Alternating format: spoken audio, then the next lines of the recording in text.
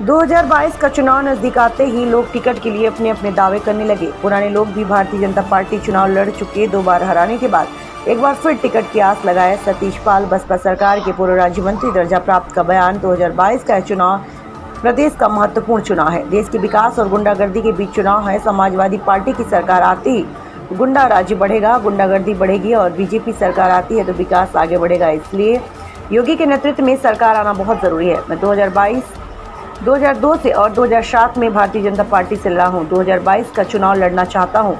Party जिसको ticket देगी मान्य होगा, लेकिन तैयारी पूरी तरह से है। 2006 में जिस तरीके से गुंडागर्दी हुई थी, अभी मैंने जो चुनाव कराया, मेरा कैंडिडेट 1 वोट से चुनाव जीता। हम लोकतांत्रिक पद्धति से चुनाव कराया, कोई बेईमानी नहीं होने देंगे। आगे भी किसानों के लिए, गरीबों के लिए, मजदूरों के लिए काम किया जाएगा।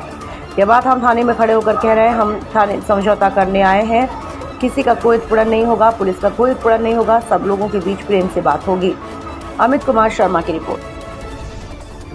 देखिए, ये चुनाव 2022 का बहुत चुनाव महत्वपूर्ण है और प्रदेश के विकास के नज़रिए से विकास और गुंडागर्दी के बीच चुनाव है। समाजवादी पार्टी का मतलब है कि अगर समाजवादी पार्टी की सरकार आती है तो गुंडों का राज्य होगा, गुंडागर्दी बढ़ेगी, और भाजपा की सरकार आती है तो विकास आगे बढ़ेगा।